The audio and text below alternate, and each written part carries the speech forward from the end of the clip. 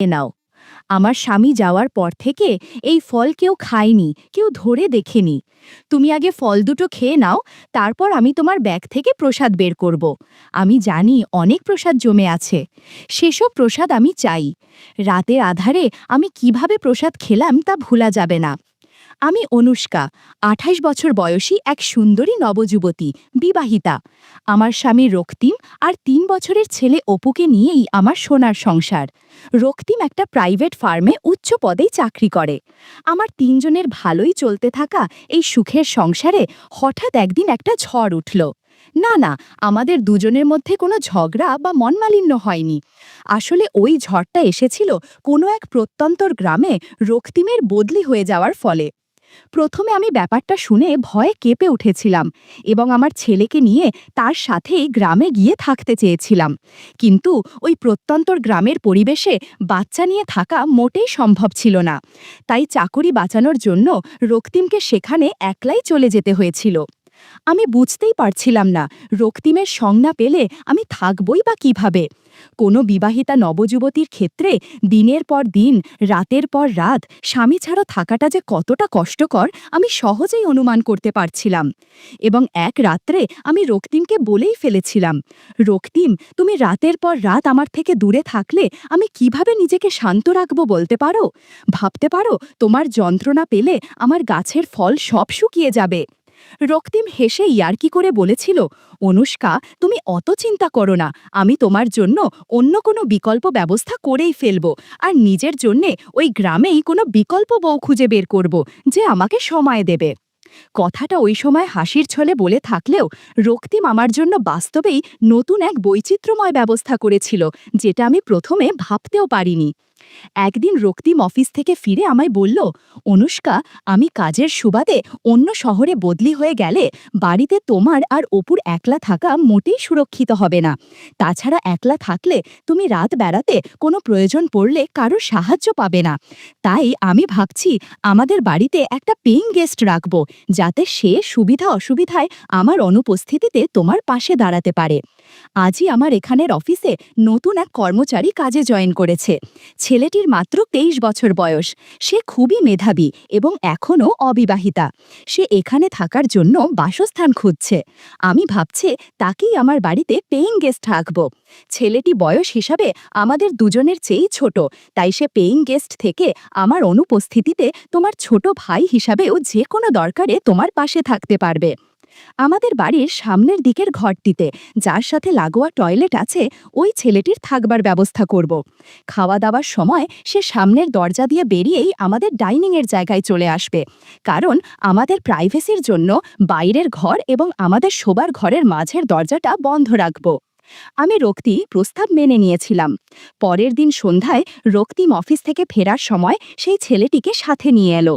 কি সুদর্শন চেহারা ছেলেটার, তেমনি সুন্দর তার চালচলন, ঠিক যেন সাক্ষাৎ কোনো হিন্দি সিনেমার নায়ক। ছেলেটা প্রথম দেখাতেই যেন আমার মনের ভিতর জায়গা বানিয়ে নিল। আমার মনের ভিতর তার প্রতি একটা আকর্ষণ তৈরি হয়ে গেল এবং দুষ্ট বুদ্ধিও নাড়া দিতে আরম্ভ করল। আমি মনে মনে ভাবলাম, রক্তিমের অনুপস্থিতিতে যদি এই ছেলের সাথে সময় কাটাতে দারুণ হবে। হঠাৎ ওই ছেলেটারই ডাকে আমার যেন স্বপ্ন ভাঙল।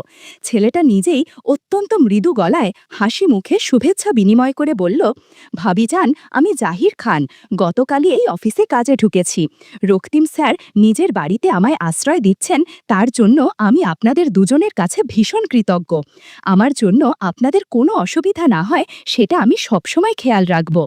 স্যার তো বাইরে চলে যাচ্ছেন, তাই ওনার অনুপস্থিতিতে আপনার যা কিছু প্রয়োজন হয় আপনি আমায় আদেশ করবেন, আমি সেটা করার চেষ্টা করব। ছেলেটার কথা শুনে আমার মনে অদ্ভুত অনুভূতি হলো। আরে, ছেলেটা তো তাহলে মুসলিম, ওর সাথে গল্প করলে মন্দ হবে না। ধ্যাত, আমি এসব কি ভাবছি, আমার নিজের ওপরেই লজ্জা হলো। রক্তিম জাহিরকে উষ্ণ অভিনন্দন জানিয়ে বলল, জাহির, তুমি আমার আর অনুষ্কার চেয়ে বয়সে অনেক ছোট, তাই তোমায় তুমি করেই বলছি। তুমি কিছু মনে করছো না তো? তোমার যখন যা কিছু প্রয়োজন হবে তোমার ভাবিজানকে বলে চেয়ে নেবে। এসো, তোমায় আমি তোমার ঘর দেখিয়ে দিচ্ছি। তুমি একটু ফ্রেশ হয়ে নাও, তারপর আমরা একসাথে বসে চা খাবো। আর হ্যাঁ, তুমি যখন অনুষ্কাকে ভাবিজান বলে সম্বোধন করছো, তখন তাকে আর আমায় আপনি না বলে তুমি করেই বলবে। সেটা আমাদের দুজনেরই অনেক বেশি ভালো লাগবে। সে ঘরে ঢুকে কিছুক্ষণের মধ্যেই নিজের সব জিনিসপত্র সুন্দরভাবে গুছিয়ে পোশাক পাল্টে নিয়ে ডাইনিং টেবিলে এসে বলল, ভাবিজান চা দাও। তখন জাহিরের পরনে ছিল পায়জামা এবং হাতকাটা পাতলা পাঞ্জাবি। আমি পরেছিলাম হাতাকাটা ব্লাউজ আর একটা শাড়ি। জাহির আসার সাথে সাথেই আমার 3 বছর বয়সী ছেলের সাথে ভাব জমিয়ে ফেলল এবং তার সাথে খেলা শুরু করে দিল। রাত্রিভোজনের পর জাহির আমাদের দুজনকে শুভরাত্রি জানিয়ে নিজের ঘরে চলে গেল। 2-1 দিনের মধ্যেই জাহির আমাদের সাথে ভীষণভাবে মিশে গেল। তাও রক্তিমের সামনে আমি জাহিরের সাথে যথেষ্টই দূরত্ব বজায় রাখতাম। খুব শীঘ্রই রক্তিমের স্থানীয় অফিস ছেড়ে নতুন জায়গায় বদলি হওয়ার সময় চলে এলো এবং একদিন সে আমাকে আর অপুকে ছেড়ে গ্রামে চলে যেতে বাধ্য হলো। কয়েকদিন আমার খুবই মন খারাপ লাগছিল, কিন্তু আস্তে আস্তে সময়ের সাথে আমি রক্তিমের অনুপস্থিতি সইয়ে উঠতে লাগলাম। রক্তিম চলে যাবার পর জাহির আর আমার মধ্যে বন্ধুত্ব আর ভরসা আরও অনেক বেশি বেড়ে গেল। জাহির অপুর খেলার সাথী হয়ে যাবার সাথে বাড়ির কাজেও আমাকে খুব সাহায্য করতে লাগলো। কিন্তু প্রতি রাতে বিছানায় শুইতে গেলেই আমার কেমন যেন মনে হতো, শুধু এপাশ ওপাশ করে ছটপাট করতাম। সেদিন সন্ধে থেকেই ঝিরঝির করে বৃষ্টি হয়ে চলেছিল। বৃষ্টির টুপটাপ শব্দ পরিবেশটাকে যেন অনেক বেশি রোম্যান্টিক করে তুলছিল। জাহির আমায় বলল, ভাবিজান তুমি কেমন যেন মনমরা হয়ে আছো। ভাইজান জানতে পারলে কিন্তু আমার ওপর ভীষণ রাগ করবে। শোনো, আজ রান্নার ছুটি। আজ আমরা 3জনে একটা সিনেমা দেখব, তারপর একটা ভালো রেস্টুরেন্টে ডিনার করব। আজ কিন্তু সব খরচ আমার, তুমি কোথাও কোনো টাকা দেবে না। আমারও এই পরিবেশে বাড়িতে থাকতে আর যেন ভালো লাগছিল না। তাই আমি জাহিরের প্রস্তাবে রাজি হয়ে ছেলেকে তৈরি করে নিজের পোশাক পাল্টে নিয়ে বেরোনোর জন্য তৈরি হয়ে গেলাম। সেদিন আমার পরনে ছিল জিন্সের প্যান্ট এবং টি শার্ট, যেটা সাধারণত আমি রক্তিমের সাথে বেড়াতে যাবার সময় পরতাম। এই পোশাকে আমাকে খুব মানায়, ওড়না পরি না বলে বেশি আকর্ষণীয় লাগে। জাহির আমার দিকে এক পলক তাকিয়ে মুচকি হেসে বলল, ওয়াও, কি ড্রেস দিয়েছ ভাবিজান, তোমায় তো একদম 20 বছরের নবযুবতী মনে হচ্ছে। আমি লজ্জা পেয়ে বললাম, আচ্ছা, ভাবিজানের রূপের অনেক গুণগান করেছ, এবার বাড়ি থেকে বের হও, তা না হলে সিনেমা আরম্ভ হয়ে যাবে। আমরা 3জনে মিলে একটা ক্যাবে সিনেমা হলে পৌঁছালাম। তখনও বেশ ঝিরঝির করে বৃষ্টি পড়ছিল। সিনেমা হলে আমি এবং জাহির পাশাপাশি বসলাম এবং আমার অন্য পাশে অপু বসেছিল। সিনেমা শুরু হবার পর হল পুরো অন্ধকার ছিল। এ সময় জহিরের হাতের সাথে আমার হাতের স্পর্শ লাগছিল। বারবার মনে হচ্ছিল জহিরকে কাছে টেনে নেই, কিন্তু ভদ্রতার খাতিরে তা বলতে পারছিলাম না। সিনেমার শেষে আমরা 3জনে একটা দামি রেস্টুরেন্টে ডিনার সারলাম। জাহির আমার প্লেটে এতটাই খাবার তুলে দিয়েছিল যে আমি শেষ করতেই পারছিলাম না। আমার অবস্থা দেখে জাহির বলল, ভাবিজান একদম জোর করে খাবে না, তুমি একদম চিন্তা করো না, আমি তোমার সমস্ত অবশিষ্ট খাবার খেয়ে নিচ্ছি। আমি সাথেই বাধা দিয়ে বললাম, না না জাহির, সেটা হয় না, তুমি কেন আমার এটো খাবার খাবে? প্রত্যুত্তরে জাহির মুচকি হেসে বলল, কেন ভাবিজান, দেওর কেন তার আদরি ভাবিজানোর প্রসাদ খেতে পারে না? আমি নিশ্চয়ই আমার সুন্দরী ভাবিজানের প্রসাদ খাবো। এই বলে জাহির জোর করে আমার এটো প্লেট থেকে কাবাবের উচ্ছিষ্ট অংশটা তুলে খেয়ে ফেলল। জাহির আমার উদ্দেশ্যে দুটো বিশেষণ ব্যবহার করেছিল, আদুরি আর সুন্দরী। এই দুটো শব্দ তার মুখ থেকে কি অজান্তেই বেরিয়েছিল, নাকি সে কোনো ইঙ্গিত দিয়েছিল? জাহিরের এই সম্বোধন দুটি আমার মনটাকে অস্বস্তিতে ফেলে দিচ্ছিল। ডিনারের শেষে ক্যাব ভাড়া করে আমরা 3জনে বাড়ি ফিরে এলাম এবং নিজেদের ঘরে ঢুকে গেলাম। তখনও বেশ ঝমঝমিয়ে বৃষ্টি পড়ছিল, তার ফলে কেমন যেন একটা তামের পরিবেশ সৃষ্টি হয়েছে। আমার পাশেই আমার ছোট্ট অপু ক্লান্ত হয়ে গভীর ঘুম দিচ্ছিল, অথচ আমার চোখে ঘুম চলে গেছিল এবং মনের মধ্যে দুটো শব্দ, আদুরি আর সুন্দরী, বারবার নাড়া দিচ্ছিল। আমি আমার আর জাহিরের ঘরের মাঝের বন্ধ দরজাটার দিকে তাকালাম। এই দরজাটার ওপারেই জাহির আছে। ভাবলাম জহির কি করছে একটু দেখা দরকার। তখন আমার পরনে ছিল নাইটি। ওই অবস্থাতেই আমি মাঝের দরজার কাছে গিয়ে ছিটকিনিটা নামিয়ে কপাট দুটো খুললাম। জাহিরের ঘরের ভেতরের দৃশ্য দেখে আমার চোখ কপালে উঠে গেল। জাহিরের ল্যাপটপটা চলছিল। ল্যাপটপের স্ক্রিনে আমার ফেসবুকের প্রোফাইল ছবিটা ভাসছিল, আর জাহির সেই দিকে তাকিয়ে অদ্ভুত আচরণ করছিল। আমি আর চুপ করে দাঁড়িয়ে থাকতে পারিনি। গুটি গুটি পায়ে এগিয়ে গিয়ে আমি জাহিরকে বললাম, জাহির, তুমি একবারও মুখ ফুটে তোমার মনের কথাটা আমায় বলতে পারলে না? জাহির আমার সহসা আক্রমণে পুরো ভ্যাবাচাকা খেয়ে ভীষণ ভয় পেয়ে সাথে সাথেই নিজেকে গুছিয়ে আমতা আমতা করে বলল, না না, ভাবিজান, তুমি কিছু মনে করো না, আর ভাইজানকেও যেন এ বিষয়ে কিছু বলো না, প্লিজ তুমি আমায় ক্ষমা করে দাও, আমি আর কোনোদিন এমন করব না। আমি মুচকি হাসি দিয়ে বললাম, শোনো, প্রথমত এই সময় আমি তোমার মুখ থেকে ভাবিজান শুনতে চাই না, অনুষ্কা শুনতে চাই। দ্বিতীয়ত, আজ আমি সিনেমা হলে তোমার পাশেই বসেছিলাম, তুমি অন্ধকার থাকা সত্ত্বেও আমার কানে কানে তোমার মনের ইচ্ছেটা বললে না কেন? তুমি যদি আমায় এতটুকুও জানাতে তাহলে মাই আর বাধা দিতাম না, কিন্তু কেন আর কিসের ভয়ে তুমি আমার দিকে একটাও পা এগোতে পারলে না? শোনো, তুমি যেটা ছেলে হয়েও বলতে পারলে না, আমি মেয়ে হয়েই বলছি, আশীর্বাদের প্রসাদ আমি নিতে চাই। এই প্রসাদ পেলে আমি নিজেকে ভাগ্যবতী মনে করব। তাও জাহির আমায় বলল, না না অনুষ্কা, এটা ঠিক হবে না, ভাইজান জানতে পারলে আমায় শেষ করে দেবে।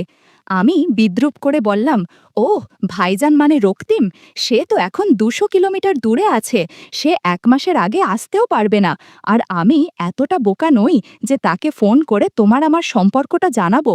তুমি শুধু গাছের ফল খাবে আর আশীর্বাদ করবে, আমি তোমার আশীর্বাদের প্রসাদ নিতে চাই। বন্ধুরা, তোমরা বুঝেছ তো কিসের কথা বলছি? আমার কথা শুনে জাহিরের ভয় কমে গিয়ে মুখে হাসি ফুটল। বললাম, আগে দুটো ফল খেয়ে নাও, রক্তিম যাওয়ার পর থেকে এই ফল কেউ খায়নি, কেউ ধরে দেখেনি। তুমি আগে ফল দুটো খেয়ে নাও, তারপর আমি তোমার ব্যাগ থেকে প্রসাদ বের করব। সেদিন রাতে জহির ঘণ্টাখানেক আশীর্বাদ করেছিল আর অনেক প্রসাদ দিয়েছিল। আমি জহিরকে বললাম, আজকের মতো এখানেই থাক, আবার কাল আশীর্বাদ করো, কেমন? পরের দিন ভোরে আমি যখন উঠলাম, জানালার ফাঁক দিয়ে কোমল আলো ঘরে ঢুকছিল। ঘড়ির কাঁটা তখন 6টা ছুঁই ছুঁই, কিন্তু আমার ঘুম ভাঙল অনেক আগেই, কারণ রাতের স্মৃতি যেন এখনও বুকের ভেতরে কাঁপছিল। জাহির তখনও পাশের ঘরে, আমি জানতাম, তবুও মনে হচ্ছিল সে আমার খুব কাছেই আছে। রান্নাঘরে ঢুকে চা বসালাম। কাপে ধোঁয়া ওঠা চা ঢালতে ঢালতে আমার মনে হচ্ছিল আজকের দিনটা যেন সাধারণ হবে না। গত রাতের কথা ভেবে আমার ঠোঁটের কোণে অজান্তেই হালকা হাসি ফুটে উঠছিল। কিছুক্ষণ পর জাহির ঘরে এলো, মুখে এক অদ্ভুত লাজুক কিন্তু উজ্জ্বল হাসি। আমি চা এগিয়ে দিয়ে মজা করে বললাম, কি হলো, ভোরবেলা এত চুপচাপ কেন? সে লাজুকভাবে নিচে তাকিয়ে শুধু বলল, অনুষ্কা, আমি ভাবিনি তুমি আমায় এতটা সাহস দেবে। আমি মিষ্টি গলায় বললাম, সাহস তো আমি শুধু শুরুতে দিলাম, বাকিটা তোমার নিজের ভেতরের শক্তি। আমার কথা শুনে তার চোখে একটু উজ্জ্বলতা এলো। চা খাওয়া শেষ হতেই আমি বললাম, চলো বাগানে যাই, সকালবেলার হাওয়া আজ বেশ সুন্দর। আমরা দুজন উঠোন পার হয়ে বাগানে গেলাম। কচি রোদ আর হালকা শিশির মাখা ঘাস পায়ের নিচে ভিজে ভিজে লাগছিল। আমি একটা আম গাছের নিচে দাঁড়িয়ে হঠাৎ বললাম, জাহির, জানো তো, কাল রাতের মতো মুহূর্ত বারবার আসে না, কিন্তু যদি তুমি চাও আমরা প্রতিদিন একটু একটু করে সেই অনুভূতিটা বাঁচিয়ে রাখতে পারি। জাহির একটু কাছে এসে দাঁড়ালো, তার চোখে আবার সেই দ্বিধা দেখা দিল। আমি মৃদু হেসে বললাম, আবার ভয় পাচ্ছ? ভয় পেও না, আমি আছি। তারপর আমি একটা আম ছিঁড়ে এনে তার হাতে দিলাম। বললাম, দেখো, এই ফলের মতো জীবনটা মিষ্টি হতে পারে যদি আমরা চাই। জাহির আমটা হাতে নিয়ে আমার চোখে তাকালো, আর সেই মুহূর্তে তার ভেতরের বাঁধন যেন খুলে গেল। আমরা দুজনেই গাছের ছায়ায় বসে গেলাম। হাওয়া বইছিল, চারপাশে শুধু পাখির ডাক আর আমাদের দুজনের নিঃশ্বাসের শব্দ। আমি তার কাঁধে মাথা রাখলাম, সে ধীরে ধীরে আমার হাতটা ধরল। সেই স্পর্শে আমার বুকের ভেতর কেমন করে উঠল একটা মিষ্টি নরম কাঁপুনি। আমি ফিসফিস করে বললাম, জাহির, গতরাতে তুমি আমায় যে আশীর্বাদ দিলে সেটা শুধু শুরু। আমি চাই প্রতিদিন তুমি নতুন করে আমায় সেই প্রসাদ দাও। এতে আমিও ভাগ্যবতী হব, তুমিও শান্তি পাবে। জাহির কোনো উত্তর দিল না, শুধু আমার হাত শক্ত করে ধরে রাখল। তার চোখে স্পষ্ট ছিল সে আজ নিজের ভেতরের ভয়টা পুরোপুরি হারিয়েছে। বাকি দিনটা যেন অন্য রকম হয়ে গেল। আমরা দুজন কাজের ফাঁকে ফাঁকে চোখাচোখি করছিলাম, ছোট ছোট ইঙ্গিতে একে অপরকে বুঝিয়ে দিচ্ছিলাম। সন্ধ্যা নামতেই আমার ভেতরে আবার অদ্ভুত এক প্রতীক্ষা তৈরি হলো। আজ রাতটা অন্য রকম হবে।